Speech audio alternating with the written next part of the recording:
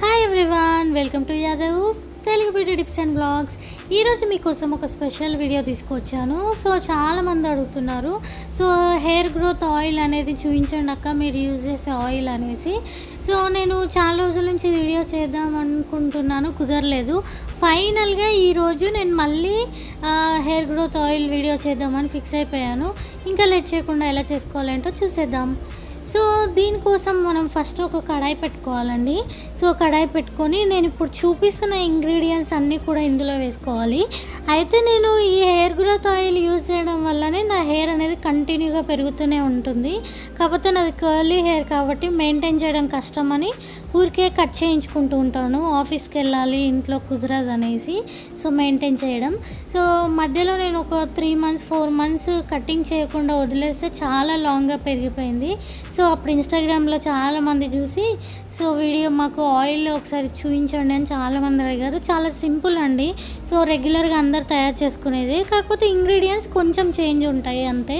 So ఇందులో వచ్చేసి నేను ఇప్పుడు మందారాకు, అలాగే కరివేపాకు, అలాగే ఆనియన్స్ ఉంటాయి కదా, ఉల్లిపాయలు కట్ చేసి వేసుకుంటున్నాను.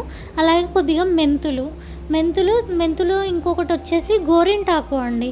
ఒక పిడికెడు గోరింటాకు, పిడికెడు మందారాకు, కొద్దిగా కరివేపాకు, అలాగే ఉల్లిపాయ, ఒక పెద్ద సైజు ఉల్లిపాయ, ఒక 2 స్పూన్ల అంతా మెంతులు, ఇవన్నీ వేసుకొని ఫస్ట్ జస్ట్ కడాయిలో ఫ్రై చేసుకోవాలి. అందులో ఏమైనా వాటర్ ఉంటే వెళ్ళిపోతుంది. సో నెక్స్ట్ వచ్చేసి కోకోనట్ ఆయిల్ అండి. ప్యూర్ కోకోనట్ ఆయిల్ ఉంటుంది కదా, సో వేరే మిక్స్ అయ్యి ఉన్న కోకోనట్ ఆయిల్ తీసుకోవద్దు. జస్ట్ ప్యూర్ కోకోనట్ ఆయిల్ ఏదైనా కానీ, ఏ బ్రాండ్ అయినా, పారాషూట్ కానీ ఏదైనా కానీ కోకోనట్ ఆయిల్ తీసుకొని ఇందులో వేసుకొని ఇవి మెల్లిగా స్టవ్ పైన లో ఫ్లేమ్లో మాత్రమే మరిగించుకోవాలన్నమాట. సో ఇలా ఫ్రై చేసుకోవాలి లో ఫ్లేమ్లో. సో చూస్తున్నారు కదా, ఈ విధంగా కలుపుతూ ఫ్రై చేసుకోవాలి. హై ఫ్లేమ్లో చేసి మాడిపోయే వరకు ఉంచి ఆయిల్ తయారైపోయింది అనుకుంటే కాదు, ఇలా లో ఫ్లేమ్లో మెల్లిగా చేసుకోవాలి. అయితే అలోవెరా ముక్కలు అన్నమాట. సో కలబంద ముక్కలు ఉంటాయి కదా, కలబంద ముక్కలు కూడా ఒక లీఫ్ మొత్తం తీసుకొని వేస్తున్నాను. సో కలబంద ఒక ఆకు మొత్తం తీసుకొని వేసేస్తున్నాను. ఇవన్నీ మెల్లిగా కుక్ చేయాలన్నమాట. సో వీటిలో ఉండే అన్నీ కూడా ఆయిల్లోకి దిగే వరకు ఫ్రై చేసుకోవాలి. అయితే ఈ హెయిర్ ఆయిల్ నిజంగా చాలా అంటే చాలా బాగా పనిచేస్తుంది. సో ఎవరికైతే హెయిర్ అనేది రఫ్గా, ఫిజ్జీగా, చిప్పిరిగా అయిపోతుంది కదా, సో హెయిర్ డ్రైయర్స్ యూజ్ చేయడం వల్ల, ఆయిల్ సరిగా పెట్టకపోవడం వల్ల, సో ఎక్కువ హెడ్ బాత్ చేయడం వల్ల హెయిర్ అనేది రఫ్ అవుతుంది కదా, వాళ్ళు ఈ ఆయిల్ పెట్టుకోగానే హెయిర్ అనేది మెత్తగా అయిపోతుందండి. సో నార్మల్గా హెయిర్ ఆల్రెడీ స్మూత్గా ఉందనుకోండి, వాళ్ళైతే కొంచెం ఆయిల్ పెట్టుకుంటే సరిపోతుంది, నెత్తి మొత్తం పట్టేస్తుంది అన్నమాట. సో ఇలాగా మొత్తం ఇవన్నీ ఫ్రై అయిపోవాలన్నమాట. ఇంకా డార్క్గా అయ్యే వరకు కూడా ఉంచుకోవచ్చు. కాకపోతే ఆయిల్ ఆల్మోస్ట్ మనకి డార్క్ కలర్, గ్రీనిష్ కలర్లో వచ్చేస్తుంది. సో అక్కడ వరకు ఉంచుకొని మనము స్టవ్ కట్టేసుకోవాలి. ఈ వేడి మీద ఇలా ఆయిల్ అనేది వేడి మీద ఉన్నప్పుడే మీరు వడకట్టుకోవాలండి. సో చాలామంది తెలియక మిస్టేక్ చేసేది ఏంటి అంటే, జల్లించుకోవడానికి చాయ్ జల్లి కానీ ఏమన్నా ఉంటాయి కదా, ప్లాస్టిక్వి అస్సలు వాడొద్దు. సో స్టీల్వి ఉంటాయి కదా, స్టీల్ చన్నీ అంటారు కదా, సో స్టీల్ చన్నీ పెట్టుకొని మాత్రమే జల్లించుకోవాలి. సో వడకట్టుకోవాలన్నమాట.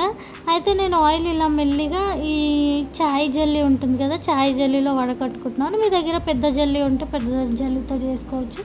ఆయిల్ అనేది ఈ కలర్ వస్తే సరిపోతుంది. ఇలా మెల్లిగా ఫస్ట్ ఒక రౌండ్ ఆయిల్ అంతా ఇందులోకి వచ్చేలాగా వడకట్టుకున్న తర్వాత ఈ ఆకులు ఇవి ఏవైతే ఉన్నాయో ఈ చాయ్ జల్లీలో వేసుకొని స్పూన్తో ప్రెస్ చేయాలండి. స్పూన్తో ప్రెస్ చేయడం వల్ల వీటి ఆకుల లోపల ఉన్న ఆయిల్ కూడా మనకి వచ్చేస్తుంది అన్నమాట. సో వడకట్టుకోవచ్చు ఈజీగా. సో నేను ఇప్పుడు చూపిస్తున్న విధంగా ఫస్ట్ అయితే మెల్లిగా చేసుకోండి. అయితే ఈ ఆయిల్ మీరు రెగ్యులర్గా నార్మల్గా ఆయిల్ ఎలా పెట్టుకుంటారో అలా పెట్టుకొని ఉంచుకోవచ్చు. సో చాలామంది అడుగుతారు హెడ్ బాత్కి ముందు పెట్టుకోవచ్చా అని. హెడ్ బాత్కి ముందు పెట్టుకోవచ్చు, కానీ దానివల్ల అంత మనకి బెనిఫిట్స్ ఏమి ఉండవండి.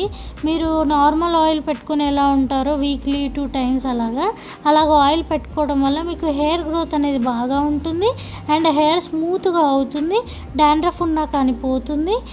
ఇవన్నీ కూడా మనకి హెయిర్ లాంగ్ అవ్వడానికి కూడా చాలా బాగా పనిచేస్తుంది.